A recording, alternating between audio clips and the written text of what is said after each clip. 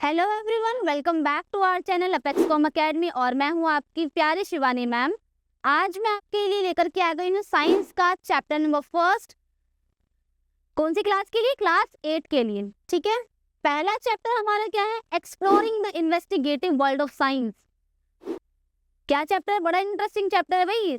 बच्चे पता है क्या हो रहा है? बच्चे इसको देख करके कंफ्यूज हो रहे हैं, पढ़ना क्या है क्या नहीं पढ़ना, क्वेश्चन कैसे आएंगे एग्जाम में इससे रिलेटेड, समझ ही नहीं आ रहा बच्चों को। चलो इजी बना दे इस चैप्टर को। चलो भाई इजी बना देते हैं। तो हमारा जो चैप्टर है ये इंट्रोडक्टरी चैप्टर होने वाला है। इसमें आपको टॉपिक्स डिटेल में नहीं पढ़ने हैं, आपको सिंपल पढ़ना है कि आप पूरी साइंस की एनसीईआरटी में, क्लास 8 की एनसीईआरटी में क्या क्या पढ़ोगे, है ना। फोर्स के बारे में पढ़ोगे, और क्या पढ़ोगे? और पढ़ोगे आप प्रेशर के बारे में, आप इलेक्ट्रिसिटी के बारे में पढ़ोगे। ऐसे बहुत सारे कॉन्सेप्ट जो आप पढ़ने वाले हो उसके बारे में इस चैप्टर में दिया हुआ है। ठीक है, स्टार्ट करें। देखो देखो स्टार्टिंग में क्या है? स्टार्टिंग में आपसे ना बहुत ही इंटरेस्टिंग क्वेश्चन पूछा गया है। क्या इंटरेस्टिंग क्वेश्चन है भाई? पढ़ पा रहे हो? देखो क्या है, why is one side of पूरी थिनर देन अदर। आपसे पूछा गया है कि जो पूरी है उसकी वन साइड थिन क्यों होती है और दूसरी साइड थिक क्यों होती है ना। ऐसे ही होता है ना पूरी। देखो भाई ऐसे होती है पूरी। एक मिनट, ये बनाई भाई मैंने, पूरी बना दी, डोरा केक जैसी लग रही है। डोरा केक नहीं भाई, पूरी है ये। ठीक है भाई, पूरी की एक लेयर ऊपर होती है एक नीचे होती है ना। जब पूरी गर्म हो रही है तो एक लेयर ऊपर होती है, पूरी फूल जाती है ना, एक लेयर ऊपर है एक लेयर नीचे है। ऊपर वाली जो लेयर है वो कैसी होती है? थिन होती है भाई, बहुत पतली सी होती है। नीचे वाली लेयर कैसी होती है? थिक होती है। ऐसा क्यों है? कभी सोचा है? नहीं सोचा होगा। तो देखो भाई साइंस है यहाँ पर, आपको क्लास 8 एनसीईआरटी में ऐसे ऐसे क्वेश्चन मिलेंगे जो आपने इससे पहले कभी सोचे ही नहीं होंगे, है ना। पर यहाँ पर आप सोचने पे मजबूर हो जाओगे, आपकी क्रिएटिविटी इम्प्रूव होगी। आप बताओ भाई मुझे, ये साइंस का जो चैप्टर है फर्स्ट क्वेश्चन क्या बोल रहा है भाई? पूरी के बारे में पूछ रहा है। तो एक बार मुझे बता तो थिन क्यों होती है ये? कोई ऐसा स्टूडेंट जिसको पता है? मैं बताऊं? देखो भाई क्या होता है, जब हम आटे में पानी मिलाते हैं ना, उसका क्या करेंगे फिर? हम डो लगाएंगे। डो लगाने के बाद जो डो होता है उसमें क्या होता है? वाटर कंटेंट होता है ना। अब हमने उसको क्या करा है? पूरी को ऑयल में डाल दिया भाई। ऑयल में डालने के बाद क्या होगा? पूरी के अंदर जो वाटर है ऑयल की वजह से क्या हो जाएगा? गर्म हो जाएगा, और गर्म होने के बाद वो क्या होगा? वाटर वेपर में कन्वर्ट होगा। ऐसा होता है ना, जब पानी उबालते तो क्या होता है? पानी भाप बन करके उड़ता है। तो जो आटे के अंदर जो पानी होता है वो क्या हो रहा है? भाप बन करके उड़ रहा है ना भाई। और उड़ेगा तो कहाँ की साइड जाएगा? ऊपर की तरफ जाएगा, है ना भाई, ऊपर की तरफ जा रहा है ना। तो यहाँ पर भी क्या है, जो पूरी के अंदर पानी है, वाटर कंटेंट है, वो क्या हो रहा है? ऊपर की तरफ प्रेशर लगा रहा है। ठीक है, वाटर वेपर बन रहा है और ऊपर की तरफ क्या लग रहा है? प्रेशर लग रहा है। अब वो प्रेशर की वजह से क्या होता है? ऊपर वाली जो लेयर होती है पूरी की वो क्या हो जाती है? थिन हो जाती है। और नीचे वाली क्या हो जाती है? यहाँ पर कम प्रेशर लगता है, थिक हो जाती है। इससे पहले ये वाला कभी क्वेश्चन सोचा था आपने? नहीं सोचा होगा। अब यहाँ पर आपको ऐसे ऐसे क्वेश्चंस मिलेंगे जो आपके एवरीडे लाइफ से रिलेटेड है। ठीक है भाई, इस चैप्टर में आपको यही बताया गया है कि आपको साइंटिस्ट बनने के लिए बड़ी बड़ी लैब्स नहीं चाहिए, आपको साइंटिस्ट बनने के लिए बहुत बड़ी मशीनरीज नहीं चाहिए चीजों को इन्वेस्टिगेट करने के लिए।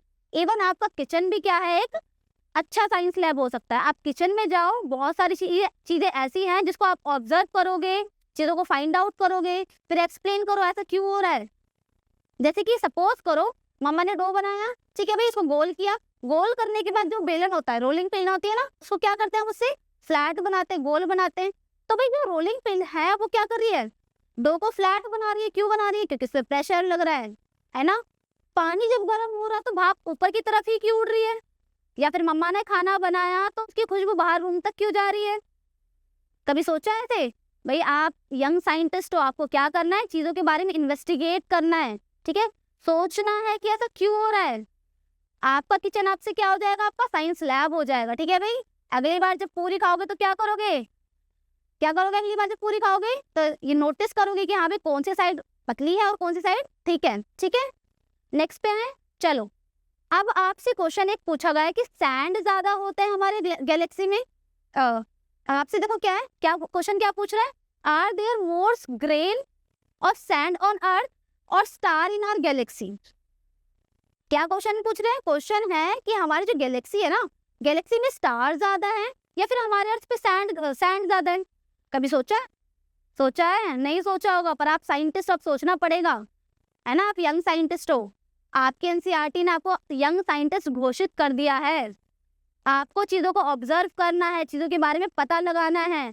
आप यहाँ पर क्या करने वाले, आप फैक्ट्स लर्न नहीं करोगे, यहाँ पर आप क्या करोगे, ये पता करोगे कि नए फैक्ट्स कैसे ढूंढने हैं, है ना? साइंस में क्या करना है, आपको नए फैक्ट्स ढूंढने हैं। तो आप मुझे बताओ, हमारी गैलेक्सी में क्या ज़्यादा है, स्टार ज़्यादा है या अर्थ पर सैंड ज़्यादा है? मैं बता दूँ? देखो भाई, अर्थ की अगर हम बात करें तो अर्थ पे सैंड ज़्यादा है, गैलेक्सी में स्टार का। कौन सी गैलेक्सी है हमारी? हमारी गैलेक्सी मिल्की वे गैलेक्सी, और मिल्की वे गैलेक्सी में जितने भी स्टार है ना, उनसे ज़्यादा हमारे पास क्या है, सैंड ग्रेन्स हैं। कभी सोचा था ऐसे? अरे भाई मैम ने तो, हमने तो बचपन से पढ़ा है, जो स्टार है ना वो बहुत सारे होते हैं, है ना? स्टार्स को तो हम काउंट ही नहीं कर सकते। आप कैसे बता रहे हो यहाँ पर सैंड ज़्यादा है या स्टार ज़्यादा है? मैंने तो काउंट नहीं किए हुए, या फिर आपने तो काउंट नहीं किए हुए, कैसे पता चला सैंड ज़्यादा है? ये पता चलता है हमें साइंस से, है ना? साइंस हमें क्या करती है, चीज़ों को एक्सप्लेन करके देती है। जो क्वेश्चंस इम्पॉसिबल है उनका आंसर बताती है। कैसे बताती है? वो यूज़ करती है मैथ्स, है ना? साइंटिस्ट क्या करते हैं, मैथ्स का इस्तेमाल करते हैं, चीज़ों को एस्टिमेट करते हैं, बहुत सारे एक्सपेरिमेंट करते हैं, और फिर क्या करते हैं, कोई ना कोई कंक्लूजन देते हैं। तो सैंड ज़्यादा है या स्टार ज़्यादा है, इसका आंसर भी किसने दिया, साइंस ने दिया। कैसे दिया, एक्सपेरिमेंट करके। आपको भी घर पे छोटे छोटे एक्सपेरिमेंट करने हैं, ठीक है? करेंगे भाई experiment. Why so much variety? देखो अभी आपकी एनसीईआरटी ने क्या किया, आपकी एनसीईआरटी ने आपके किचन से क्वेश्चन पूछा पहले, है ना? किचन में क्या था, पूरी थी, उससे रिलेटेड क्वेश्चन पूछा। फिर आपकी यूनिवर्स से रिलेटेड क्वेश्चन पूछा, अर्थ से रिलेटेड क्वेश्चन पूछ रहे हैं। अब आपसे पूछ रहे हैं अर्थ पे इतनी सारी वेराइटी क्यों है? वेराइटी मतलब समझ में नहीं आ रहा? अच्छा देखो, वेराइटी मतलब क्या होता है, वेराइटी का मतलब होता है कि हर एक चीज क्या दूसरी चीज से बिल्कुल डिफरेंट है ना? एक चीज दूसरी चीज से बिल्कुल डिफरेंट है। कभी आपने सपोज करो, दो गर्ल्स हैं, सेम सेम है ना? लंबे बाल हैं, ठीक है, दो आंखें हैं, दो हाथ हैं, दो पैर हैं, ऐसे ही होता है ना, सारी गर्ल्स सेम होती हैं। क्यों है?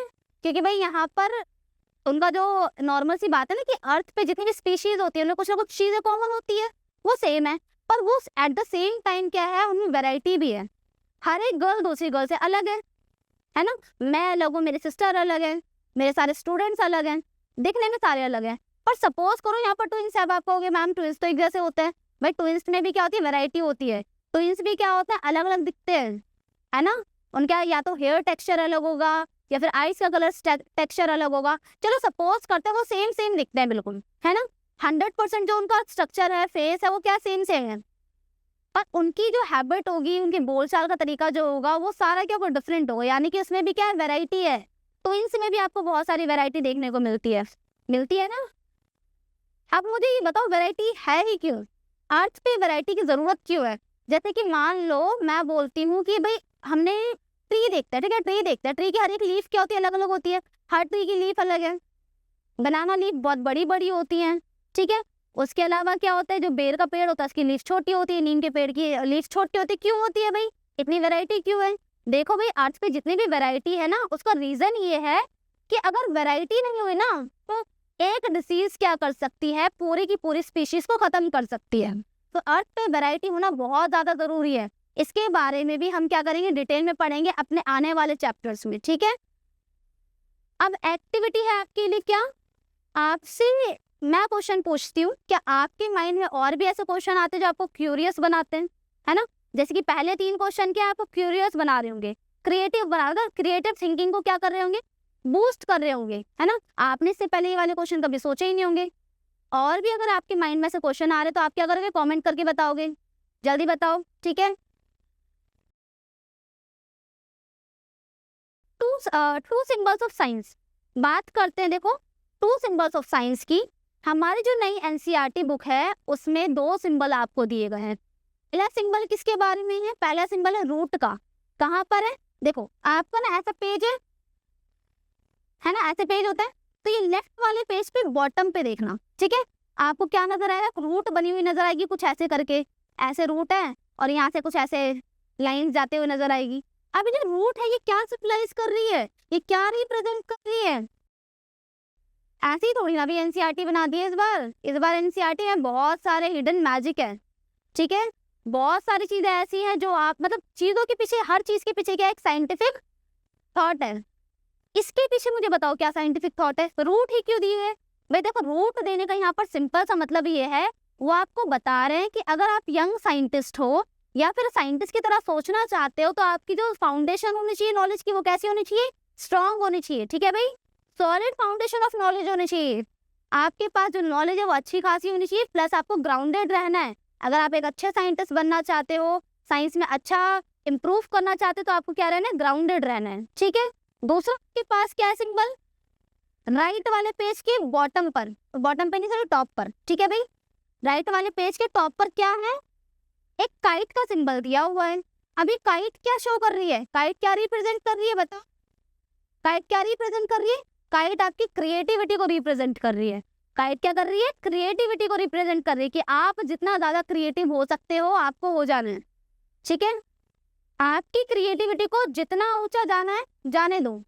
ठीक है, पर स्टिल आपको क्या रहना है? ग्राउंडेड रहना है। ये दो सिंबल आपके लिए बहुत इंपॉर्टेंट है। ठीक है भाई, एक यंग साइंटिस्ट में अच्छी क्वालिटी यही होती है कि वो ग्राउंडेड भी रहता है, प्लस वो क्या करता है, अपनी जो क्रियोसिटी होती है या फिर क्या होती है क्रिएटिविटी होती है, उसको जितना हो सकता है वो उतना ऊपर लेकर के जाता है। ठीक है, अब साइंस जो होती है ना, वो हमारे एवरीडे लाइफ से रिलेटेड होती है ना? साइंस क्या है? हमारे एवरीडे लाइफ से रिलेटेड है। जैसे हवा क्यों चल रही है, पंखा क्यों चल रहा है, लाइट हमने ऑन करी, स्विच ऑन किया तो बल्ब जला है, तो रोशनी हो रही क्यों हो रही है? मैं आपको देख पा रही हूँ, आप मुझे देख पा रहे हो, क्यों देख पा रहे हैं? तो साइंस क्या है? ये एवरीडे, कह सकते हो एवरीडे का मतलब एवरीडे फैक्ट्स है। ठीक है भाई, तो यहाँ पर इस वाली एनसीईआरटी में आपको जस्ट फैक्ट्स को लर्न नहीं करना है, आपको ये देखना है कि आप नए फैक्ट कैसे फाइंड आउट कर सकते हो।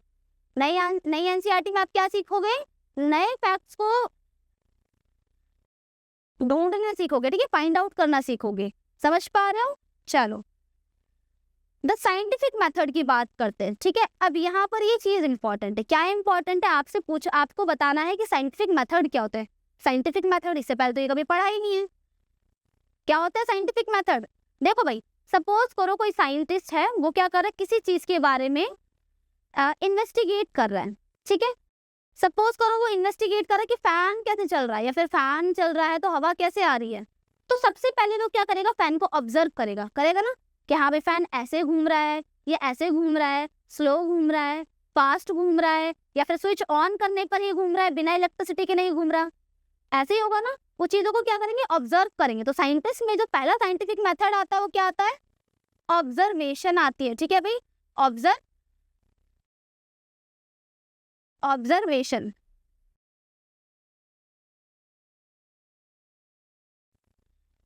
ठीक है, ऑब्जर्वेशन करते हैं, ऑब्जर्व करते हैं वो चीजों को। उसके बाद क्या होता है?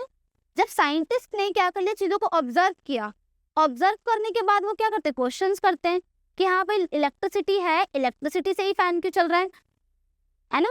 उसके बिना क्यों नहीं चल रहा? या फिर फैन गोल गोल ही क्यों घूम रहा है?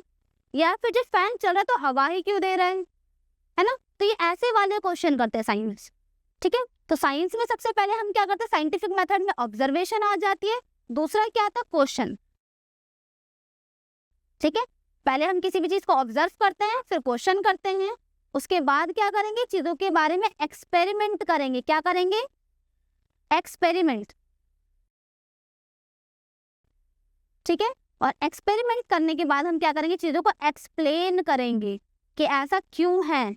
साइंटिस्ट क्या करते हैं? चीजों को ऑब्जर्व करेंगे, क्वेश्चन करेंगे, एक्सपेरिमेंट करेंगे और चीजों को क्या करेंगे? फिर एक्सप्लेन करेंगे। अब देखो क्या है, क्या पढ़ने वाले हो आप बुक में? आप पढ़ने वाले हो नए नए टॉपिक्स। ठीक है, माइक्रोब्स क्या होते हैं, या फिर माइक्रोब से मेडिसिन कैसे बनाई जाती है, उसके बारे में पढ़ोगे, है ना? आप समझो भी माइक्रोब्स क्या होते हैं। माइक्रोब्स ऐसे ऑर्गेनिजम्स होते हैं जिनको हम आइस से नहीं देख सकते। माइक्रोब्स कितने टाइप के होते हैं? माइक्रोब्स होते हैं 2 टाइप के, जिसके बारे में आप आगे पढ़ोगे नेक्स्ट चैप्टर, ये माइक्रोब्स से रिलेटेड। माइक्रोब्स में क्या आता है? सबसे पहले आते हैं फ्रेंडली माइक्रोब्स। ठीक है, क्या आता है? फ्रेंडली माइक्रोब्स आ जाते हैं। ठीक है भाई, ऐसे माइक्रोब्स जो क्या कर रहे हैं? हमारी हेल्थ के लिए या फिर हमारे एनवायरनमेंट के लिए अच्छे हैं, जैसे राइजोबियम तो बेसिलस है, ईस्ट है, ये सारे ऐसे माइक्रो ऑर्गेनिज्म है जो हमारे डेली लाइफ में बहुत ज्यादा इंपॉर्टेंट है। ये नहीं होंगे ना, देखो मान लो ईस्ट नहीं है आपके पास, तो क्या एनवायरनमेंट में चेंज नहीं आएगा? आएगा। आप ढोकला नहीं खा पाओगे, आप भटूरा नहीं खा पाओगे, आप इडली नहीं खा पाओगे, है ना? या फिर मान लो लैक्टोबैसिलस नहीं है, तो क्या आप दही खा पाओगे? नहीं खा पाओगे, क्योंकि लैक्टोबैसिलस क्या करता है, दूध को दही में कन्वर्ट करता है। अगर लैक्टोबैसिलस ही नहीं हुआ तो दूध से कभी दही बनेगी ही नहीं, आप कभी दही खा ही नहीं पाओगे, ठीक है, और दही से बनने वाली चीजें भी नहीं खा पाओगे। उसके अलावा क्या होता है, एक होता है राइजोबियम, ठीक है, राइजोबियम भी क्या करता है, राइजोबियम हमारे एटमॉस्फेरिक नाइट्रोजन को सिंपलर कंपाउंड में तोड़ देता है, वो प्लांट की ग्रोथ के लिए अच्छा होता है। अगर राइजोबियम नहीं होगा तो वो सिंपलर जो नाइट्रोजन है उसको सिंपलर कंपाउंड में नहीं तोड़ेगा और प्लांट अच्छे से ग्रो नहीं कर पाएंगे। तो अगर एक छोटा सा भी माइक्रो ऑर्गेनिज्म आपके एनवायरमेंट से कम हो जाता है तो उसका पूरे एनवायरमेंट पे क्या पड़ेगा, इफेक्ट पड़ेगा, ठीक है। तो यहाँ पर क्या है, ऐसे माइक्रो ऑर्गेनिज्म जो फ्रेंडली है, जो हमारे डेली लाइफ में काम आ रहे हैं, उनको हम क्या बोलते हैं, फ्रेंडली माइक्रो ऑर्गेनिज्म होते हैं। और उन्हीं माइक्रो ऑर्गेनिज्म से हम क्या बनाते हैं, बहुत सारी मेडिसिन बनाते हैं, बहुत सारी वैक्सीन बनाते हैं, है ना। अब ऐसे माइक्रो ऑर्गेनिज्म भी होते हैं जो क्या करते हैं, बीमारियां फैलाते हैं, जैसे कि पैथोजेंस, ठीक है भाई। अभी पैथोजेंस क्या होते हैं, पैथोजेंस होते हैं डिसीज कॉजिंग माइक्रोब्स, जो बीमारियां फैलाने वाले जर्म्स होते हैं, बैक्टीरिया होते हैं, वायरस होते हैं, वो सारे क्या होते हैं, पैथोजेंस होते हैं। पैथोजेंस का मतलब ऐसे माइक्रो ऑर्गेनिज्म जो क्या कर रहे हैं, बीमारियां फैला रहे हैं। इन सब के बारे में हम पढ़ेंगे डिटेल में आने वाले चैप्टर्स में, ठीक है भाई। और क्या पढ़ेंगे हम अपनी नई एनसीईआरटी में, हम नई एनसीईआरटी में पढ़ेंगे पावर ऑफ इलेक्ट्रिसिटी। इलेक्ट्रिसिटी आज के टाइम में इतना इंपॉर्टेंट है ना, आप बिना इलेक्ट्रिसिटी के रह ही नहीं पाओगे। और दिल्ली के लोग तो वैसे ही नहीं रह पाते, आधे घंटे दिल्ली में लाइट चली जाए लोग परेशान हो जाते हैं। वो इलेक्ट्रिसिटी के जो ऑफिस होता है ना, वहाँ पर कॉल करके उनको परेशान कर देते हैं, भाई कब आएगी लाइट, कब आएगी लाइट, ऐसे ही होता है ना। तो सेम यहाँ पर क्या, देखो आप पढ़ोगे इलेक्ट्रिसिटी वर्क कैसे करती है, इलेक्ट्रिसिटी पे हीटिंग इफेक्ट कैसे होता है, या फिर इलेक्ट्रिसिटी का मैग्नेटिक इफेक्ट कैसे वर्क करता है ना। आपके घरों में आपने देखा होगा कि जब बल्ब जलता है ना, कुछ टाइम बाद वो गर्म हो जाता है। क्यों हो रहा है, क्योंकि इसमें हीटिंग इफेक्ट काम कर रहा है, प्रेस गर्म हो जाती है। क्यों होती है, हीटिंग इफेक्ट ऑफ इलेक्ट्रिसिटी के कारण। होता है कि नहीं होता। तो ये सारी चीजें किसके ऊपर बेस है, ये सारी इलेक्ट्रिसिटी के ऊपर बेस है। ये सारी चीजें आप इस एनसीईआरटी में पढ़ोगे। उसके पढ़ोगे मैग्नेटिक इफेक्ट के बारे में, कि जो इलेक्ट्रिसिटी है उसका मैग्नेटिक इफेक्ट कैसे वर्क करता है। आपके घरों में मोटर होती है ना, वो कौन से प्रिंसिपल से चल रही है, वो कौन से इफेक्ट से चल रही है, वो मैग्नेटिक इफेक्ट से चल रही है। ये सारे क्वेश्चन के आंसर कौन देता है आपको, साइंस देती है, ठीक है। ये सारी चीजें कौन सिखाएगा आपको, साइंस सिखाएगी। इस वाली एनसीईआरटी में हम यही सीखने वाले हैं, ठीक है। और क्या पढ़ेंगे हम एनसीईआरटी में, हम पढ़ेंगे फोर्सेस के बारे में, है ना। फोर्सेस के बारे में पढ़ेंगे। एग्जाम्पल के लिए देखो भाई, फोर्स क्या होता है, फोर्स क्या होता है, देखो भाई फोर्स क्या होता है कि किसी भी चीज को मैं क्या कर रही हूँ, पुश कर रही हूँ या पुल कर रही हूँ, है ना। मैंने किसी चीज को पुश करा, धक्का दिया या अपनी तरफ खींचा, वो फोर्स है, ठीक है। फोर्स के कितने कितने टाइप होते हैं वो पढ़ेंगे, फोर्स कैसे काम करता है वो पढ़ेंगे, कहाँ कहाँ फोर्स अप्लाई होता है वो पढ़ेंगे। जैसे कि मैंने बॉल ऊपर फेंकी तो बॉल नीचे ही क्यों आ रही है वापस, या एग्जाम्पल के लिए मैंने पॉलिश सरफेस लिया, प्लेन सरफेस लिया और उसको बॉल को यहाँ से फोर्स लगाया, ठीक है भाई। बॉल आगे जाकर के यहाँ पर जाकर के रुक गई, क्यों रुक गई भाई, क्यों रुकी है, रीजन क्या, रीजन है फोर्स, ठीक है। तो ये सारी चीजें हम इस एनसीईआरटी में पढ़ने वाले हैं। उसके बाद हम पढ़ेंगे फोर्स वर्सेस प्रेशर, कि फोर्स और प्रेशर में क्या डिफरेंस होता है। फोर्स तो मैंने आपको बताया क्या होता है, पुल और पुश करना क्या होता है, फोर्स होता है। प्रेशर क्या होता है, एयर प्रेशर क्या होता है, उसके बारे में पढ़ेंगे, ठीक है भाई। प्रेशर देखो, कभी आपने वो फील किया है, मतलब देखो मान लो कोई सर पे कोई भी चीज रखेंगे तो आपको प्रेशर फील होगा कि नहीं होगा। अब ऐसे ना हमारे एनवायरमेंट में बहुत सारी एयर है जो आपके सिर के ऊपर है, तो कभी आपको प्रेशर फील होता है, नहीं फील होता, कभी भारी भारी लगता है, नहीं लगता। क्यों नहीं लगता भाई, क्यों नहीं लगता, इसका रीजन भी क्या कौन बताएगा, साइंस बताएगी। तो ये सारे टॉपिक हम पढ़ने वाले, फोर्स पढ़ेंगे, प्रेशर पढ़ेंगे, और भी बहुत सारी टॉपिक्स पढ़ेंगे। क्या पढ़ेंगे हम, पार्टिकल्स के बारे में पढ़ेंगे। पार्टिकल्स क्या होते हैं, पार्टिकल्स क्या होते हैं, देखो पार्टिकल्स क्या होते हैं, जितने भी ये लिविंग चीज है वो किससे बनी है, सेल से बनी है। पर जितने भी नॉन लिविंग चीज है वो किससे बनी है, नॉन लिविंग चीजें बनी है पार्टिकल से, है ना। पार्टिकल्स में आप देखोगे कि चीजें कैसे बनी हुई है, किस टाइप के पार्टिकल से बनी है, कंपाउंड क्या होते हैं, मिक्सचर क्या होते हैं, मिक्सचर कितने टाइप के होते हैं, ये सारी चीजें आप पढ़ोगे। आप पढ़ोगे एलिमेंट्स क्या होते हैं, कंपाउंड क्या होते हैं, मिक्सचर क्या होता है। देखो एलिमेंट्स में बताऊं क्या होते हैं, जैसे सोना देखा, सोना में जितने भी पार्टिकल होते हैं ना, सोने जो गोल्ड होता है, गोल्ड के अंदर जितने भी पार्टिकल्स होते हैं वो सारे क्या होते हैं, गोल्ड के ही होते हैं, है ना। तो वो हमारे एलिमेंट है। कंपाउंड क्या होता है, ऐसा कोई भी कह सकते हो, देखो ऐसा कोई भी मॉलिक्यूल जिसमें एक से ज्यादा एलिमेंट है। जैसे कि वाटर आपने देखा है, वाटर में क्या होता है, हाइड्रोजन होती है, ऑक्सीजन होती है, तो इसमें क्या है, दो चीजें है ना, दो एलिमेंट है, हाइड्रोजन है, ऑक्सीजन है, तो ये हमारा कंपाउंड है। डिटेल में हो सकता है अभी नहीं समझ में आ रहा हो, क्योंकि डिटेल में आपको क्या करना है, नेक्स्ट चैप्टर में पढ़ना है, आने वाले चैप्टर्स में पढ़ना है। यहाँ पर डिटेल में नहीं पढ़ेंगे, बस इस वाले चैप्टर में हम पढ़ रहे हैं कि आने वाले चैप्टर्स में हम क्या क्या पढ़ेंगे, है ना। एलिमेंट्स बताऊँ क्या, गोल्ड का जो साइंटिफिक नेम होता है वो क्या होता है, वो AU होता है, ठीक है भाई। तो जो गोल्ड होता है ना, सिर्फ उसके अंदर गोल्ड के ही पार्टिकल है, उसके अंदर अलग से कोई पार्टिकल नहीं है, इसलिए ये एलिमेंट है। कंपाउंड के अंदर हाइड्रोजन, ऑक्सीजन, ये क्या है, कंपाउंड है। क्यों है, क्योंकि इसमें अलग अलग क्या मिल रहे हैं, अलग अलग पार्टिकल्स हैं, ठीक है भाई।